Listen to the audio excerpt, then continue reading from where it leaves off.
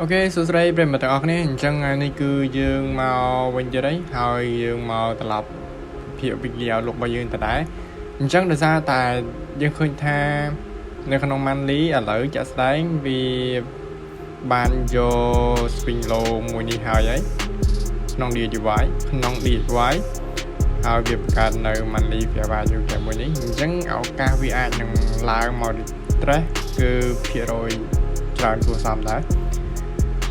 Phần đaដើម្បីកាន់តែលម្អិតយើងចូលមើលនៅក្នុង weekly វិញអញ្ចឹងយើងឃើញថា weekly កន្លែងនេះគឺវាបាន complete contact វាហើយពី IL to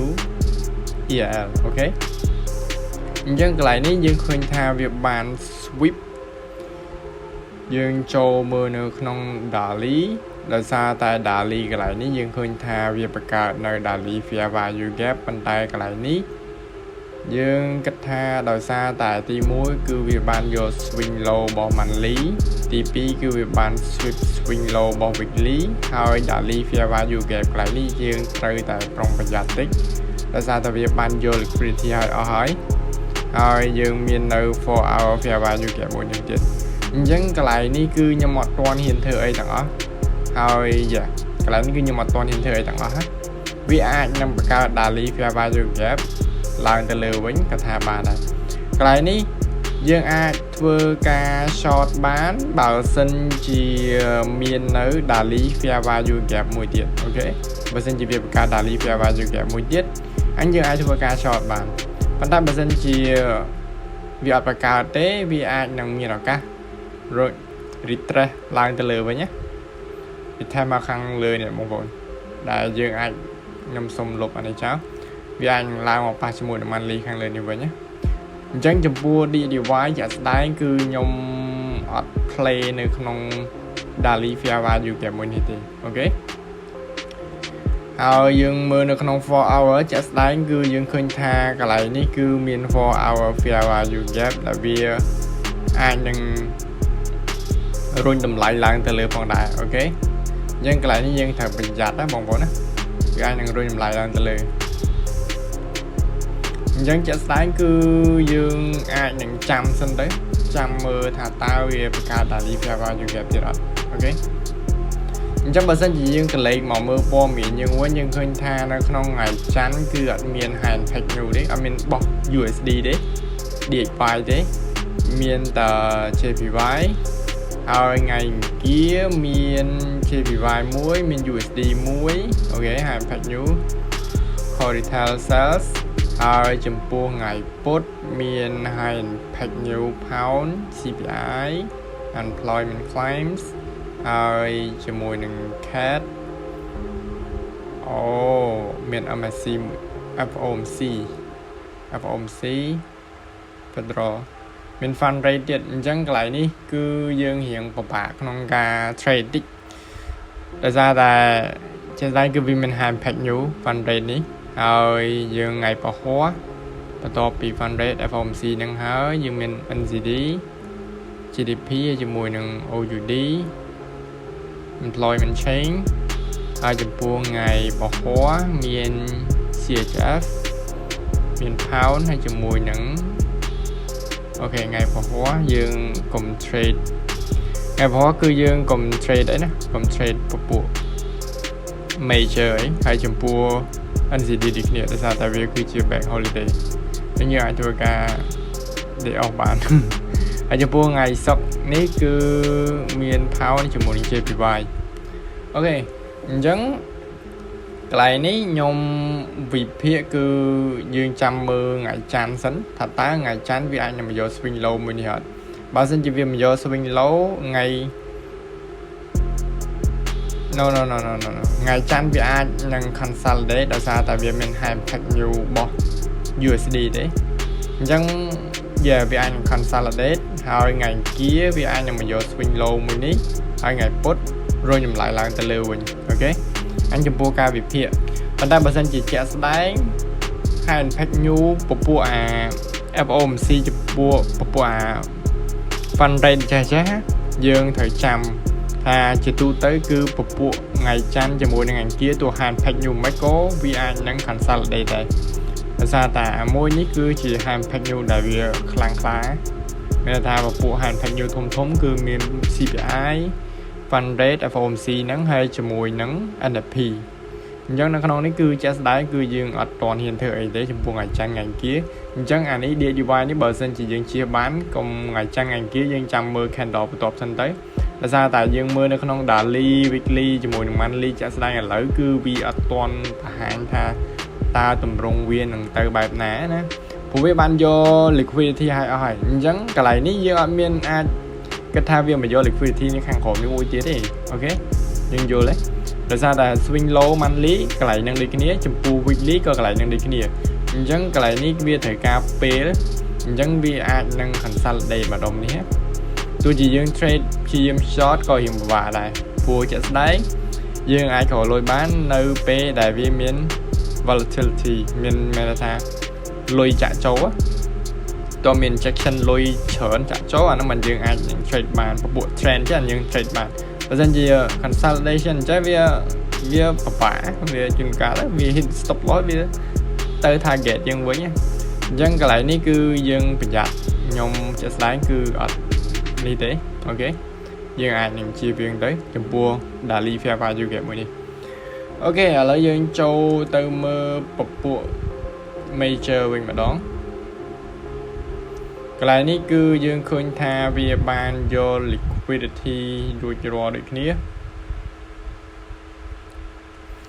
ហើយយើងចូលមើលនៅក្នុង weekly អូខេ weekly គឺវាបាន sweep បន្ទាប់ពី sweep weekly ហើយយើងចូលមើលនៅក្នុង daily កន្លែងនេះ daily fair value gap អត់ទាន់ប៉ះទេអញ្ចឹងឱកាសវាអាចនឹងមកប៉ះបានអូខេ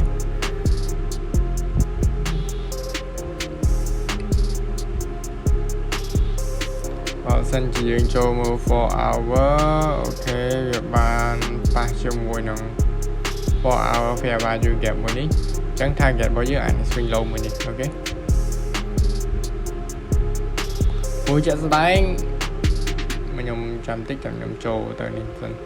ព្រោះចិត្តស្ដែងចំពោះ DXY ឥឡូវគឺខ្ញុំអត់ bearish ទេដោយសារតែ high time frame គឺពពួកអញ្ចឹងគឺវាសិតតែ liquidity ច្រើនពពួកអា monthly ជាមួយនឹង weekly ហ្នឹងណាអញ្ចឹងវាអាចនឹង retest ឡើងទៅវិញមិនថាខ្ញុំអត់គិតថាវា retest ឡើងមកដល់លើនេះហ្មងប៉ុន្តែគ្រាន់តែវាអាចនឹង retest អញ្ចឹងវាអាចនឹងអត់ respect daily fair value គេមួយនេះទេអូខេអញ្ចឹងចំពោះអានេះគឺខ្ញុំ bullish ជាង bearish អូខេអញ្ចឹងអានេះក៏ដូចគ្នាអញ្ចឹងបើសិនជានេះយើងអាចមើលទៅលើការ short ល្អជាងអូខេមាន 1 hour fair value gap ទេបន្តពីវាប៉ះហើយអូខេកន្លែងនេះមាន for 1 hour fair value gap អញ្ចឹងកន្លែងនេះបើសិនជាវាបង្កើតនៅ1 hour fair value gap ម្ដងទៀតយើងអាចធ្វើការ short បានអូខេកន្លែងនេះបន្ទាប់1 hour ធ្លាក់មកបង្កើត1 hour មួយទៀតយើងអាចធ្វើការ short បានអូខេឥឡូវយើងចូលទៅ pound វិញម្ដង pound យើងឃើញថាឥឡូវវាដូចជា weak ជាង euro អូខេឥឡូវយើងឃើញថា pound គឺវាបានយក previous weekly high បន្តមកយើងឃើញថាវាបង្កើតនៅ S&P យកនៅ previous weekly high អានេះ previous monthly high ច្រឡំអូខេវាបានមកយក swing high មួយនេះទេបន្តមកវាមាន daily fair value gap ទេអត់មានទេវាបាន sweep ដូចគ្នាអូខេវាបាន sweep ទាំងដែល euro វាបាន close នៅខាងលើប៉ុន្តែនេះវាគ្រាន់ sweep ទេអញ្ចឹងអានេះវាអាចនឹង bearish ខ្លាំងជាងអូខេព្រោះអានេះវាមាន S&P ផងទៀត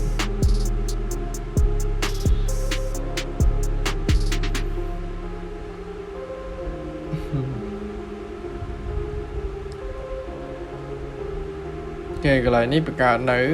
1 hour ហើយអានេះ 1 fair value gap breakaway gap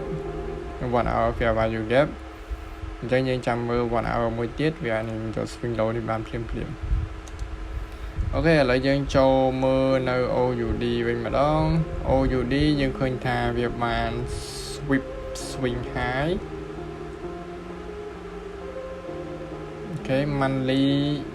previous monthly high pass cho một fair value gap previous weekly high previous daily high đi okแต่ซาดาได้มีconsolidation ครั้งเป๊ะจังยังchỉ nhầm skip thì chào ở sầm khăn như thế chẳng chấm pua NCD có đôi khi này về bàn swing high đi khi này ba trăm mười đồng việc monthly fair value gap hai cái lại ní về bàn giờ hỏi ở hỏi bàn tái nhưng khơi thang lại níประการnơi ở sầm thấy ở một chấm pua mơ previous weekly high cho mùi năng week high mùi ní hết mùi ní cứ về bàn sweep về bàn gió bàn tái này cứ về bàn gió thì chẳng cái lại ní anh nằmประกาศở sầm thí hào dương ai ធ្វើការ short នៅក្នុង NCD បាទ NCD គឺវាមើលទៅវិជាង OUD អូខេ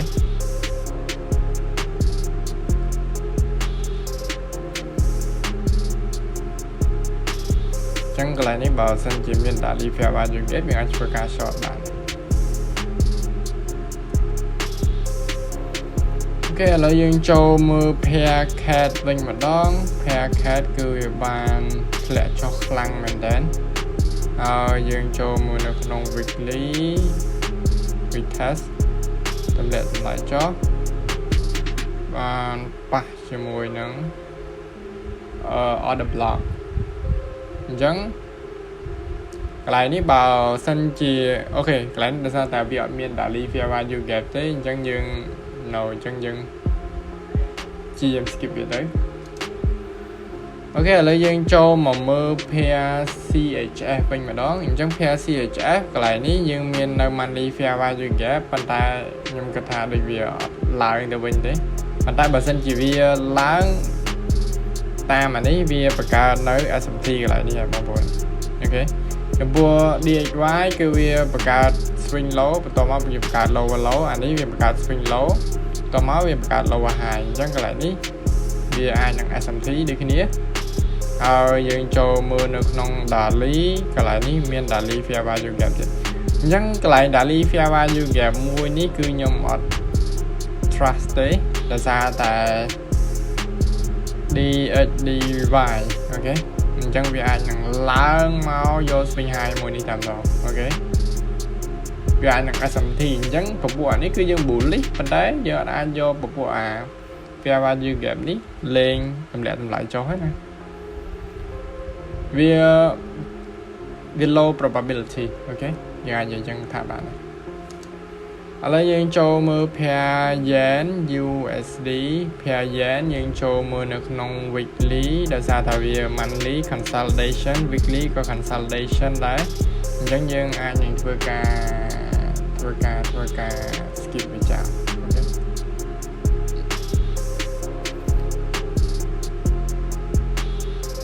Anh ấy bảo sân chỉ vì tranh bì rồi mới ní anh ấy giờ ai thưa ca play bàn và ta bảo sân chỉ vì nơi tờ nó không nắng cứ hiện bà bạ thì cái nhưng bà bạ trust cho mùi của fair value gap tại vì bà cả nó không nắng vì ai nhận bà cả thấy việc pot trắng kìa bà cả thấy việc pot anh ấy bà cả thấy việc pot trắng kìa anh ấy bà cả thấy việc pot đài nhỉ nhưng bà bạ trust thì cái nhưng bộ consolidation nó cứ bà bạ make money mình đến ok chẳng mua chết cư dương châu tại đó gỗ sách này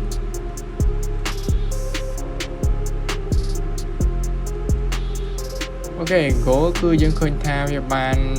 previous monthly high cho bàn gió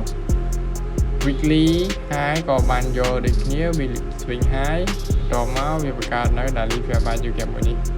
ok chẳng chụp mua gỗ cư dương bullish dương bullish vậy bullish Lutra tại vì cả nói đã li fair value kẹp mùi đi nhưng anh phải cả long màn ok bạn đã bật sân chỉ việc cả đã li fair value kẹp thế ok dương trăm gì tới មួយទៀតគឺ BTC USDT អូខេកន្លែងនេះគឺយើងមើលនៅក្នុង monthly គឺវាបាន swing high weekly គឺវាបាន swing high ដូចគ្នាវាប៉ះជាមួយនឹង weekly fair value gap កន្លែងនេះយើងប្រយ័ត្នតិចអញ្ចឹងដោយសារតែកន្លែង daily fair value gap នេះវាអត់ support ហើយវាបង្កើតនៅ daily fair value gap មួយនេះយើងអាចធ្វើការ short វិញដោយសារតែទី1គឺវាអត់ respect នៅ daily fair value gap មួយនេះអូខេអញ្ចឹង target បន្តវាអាចនឹងមកយក swing low មួយនេះដោយសារកន្លែងនេះគឺយើងមាន high time frame គឺវាបាន swing high ហើយនៅក្នុង weekly ក៏វាបាន swing ដូចគ្នាវាបាន swing previous weekly high មួយទៀតនៅក្នុង daily វាបង្កើតនៅ daily fair value gap អញ្ចឹងកន្លែងនេះយើងអាចធ្វើការមើលការ short វិញបានអូខេហើយយើងចូលមើល 4 hour អូខេ4 hour វាមួយនេះដូចជាមើលទៅដូចវាបាន complete ហើយមើលទៅ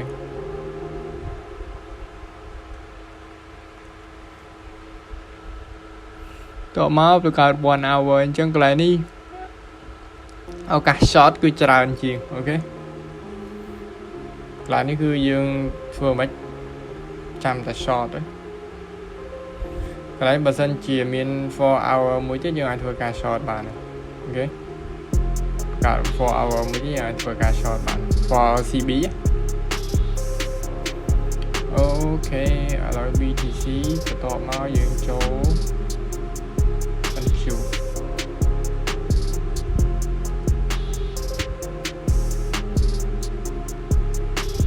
ចូល monthly previous monthly អូខេត្រូវបានយកតែអត់ទាន់បិទទេយើងឃើញថា previous weekly high គឺវាបាន sweep អញ្ចឹងកន្លែងនេះយើងចូលមើលនៅក្នុង daily កន្លែងនេះយើងចាំមើលថ្ងៃច័ន្ទបើសិនជាថ្ងៃច័ន្ទវា consolidate វាបង្កើតនៅ fair value gap កន្លែងនេះយើងអាចធ្វើការ short យើងអាចធ្វើការ short បានប៉ុន្តែយើងចាំមើលសិនដោយសារតែនេះវាហិចហើតិចទេវាបង្កើត long wick បែបនេះមានន័យថា rejection អញ្ចឹងវាអាចធ្វើការឡើងមកលើក៏ថាបានប៉ុន្តែយើងចាំមើលថ្ងៃច័ន្ទសិនចេញចំពោះនៅក្នុងនេះគឺយើងអត់ទាន់ដឹងច្បាស់ទេយើងចាំមើល confirmation បន្ថែមយើងចូលមើល ES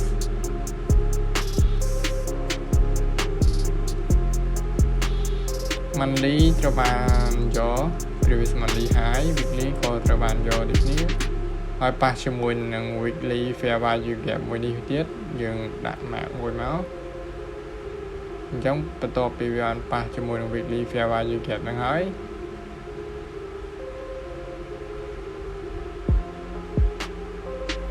វាអាចធ្វើការ test គួរសមដែរអូខេអញ្ចឹងវាបានយក swing low មួយនេះដូចគ្នានេះវាបានយក swing low មួយនេះដូចគ្នាអញ្ចឹងកន្លែងនេះគឺវាអាចនឹងមានថាវាកំពុងស្ថិតនៅក្នុង consolidation យើងយកអត់តដឹងថាទិសដៅវានឹងទៅណាប្រកបទេតោះតែចាំមើល candle បន្ទាប់ទៀតសិនអូខេនិយាយទៅពពួកអញ្ចឹងពេលយើងវាកើតឡើងនៅក្នុងពពួកអាហារ impact new ធំដូចជា NFP FOMC ហើយជាមួយនឹង CPI វាកើតឡើងគឺកើតឡើងនៅក្នុងរដូវកាលអញ្ចឹងពិបាកក្នុងការវិភាគមែនទែនហើយតោះយើងចាំពពួកអាហ្នឹងវាចេញ release ហើយបានយើងស្រួលមួយទៀតគឺ YM វាប៉ះជាមួយនឹង monthly fair value gap អូខេ alright អូខេអញ្ចឹងកន្លែងនេះបើសិនជាវាបង្កើតនៅ daily fair value gap យើងអាចធ្វើការ short បានណាព្រោះនេះវាបានបិទបង្កើតទៅជា market structure shift បង្កើតនៅ daily fair value gap មួយទៀតមកយើងអាចធ្វើការ short បានហើយ YM មើលទៅយើងទៅជាងទៀតហើយ ខ្ញុំគិតថាវីដេអូនេះគឺមានតែប៉ុណ្្នឹងទេហើយបើសិនជាបងប្អូនមានចម្ងល់អីអាចនឹងសួរបានអូខេអញ្ចឹងជួបគ្នាវីដេអូក្រោយបាយបាយជំរាបលា